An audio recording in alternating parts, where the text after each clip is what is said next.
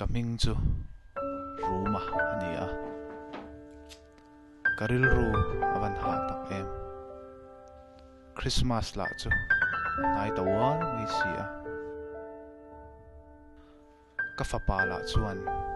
thil du anga ro pui si lo kan la thei bok si lo eng tin nge moni don ni pathianin kan trong trai na changa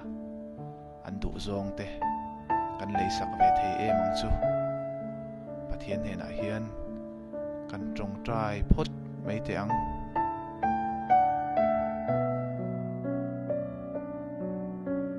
nu poisa min lo pe ka nei lo ipa ka di ro pa poisa min lo pe ka nei reng reng lo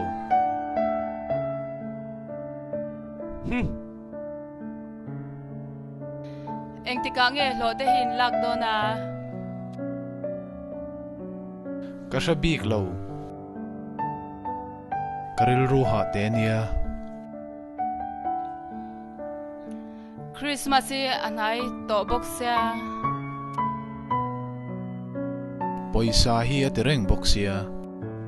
karil ru hi va ha tak em kamudon ke po ko ron mu beng hetai nge lo ti renga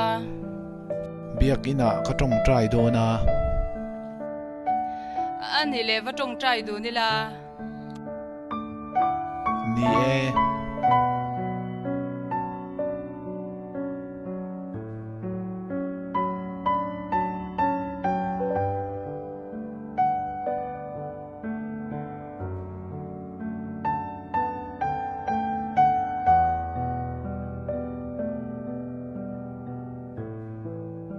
pa poisa nei em nei nang anh tin nghe niang ka sha big lo nice lo e ka sha big lo nem heta engein ti a kanom mai mai tong trai na kam hang lok thei ngem ai rei lo te chau kan du lo kan ti chu khoi lam pastor ngai nia inveng pastor hi kania ani chon rei lo te lo mang ro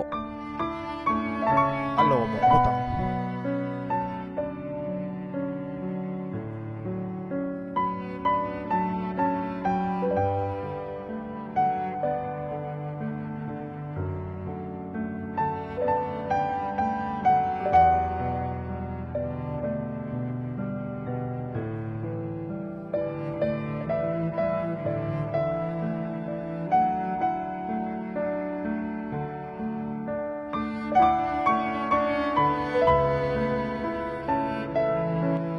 pa van ro bui ve eng chu mo trong trai na kha oyom lo ania lom e khang nge ro pui trong trai na kha ke chu ka lok pui khop mai ke chu lo pui lem lo pathian hi chu awa han tha tak em har sat na le mang an na kan to lai po in an ne na kan tong trai a ama kan rin ngam phot chuan eng tik lai po in kan tan a in pe reng ani pathian ne na kan thlena piang hi pathian hian in min chang thina tuna chuan ka fa pa po a thian te nen lim takin an leng ho thei to a kan tong trai na chanin alo ta tak tak e aro pui hle mai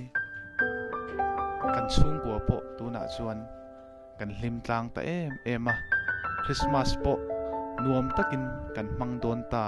ni in alang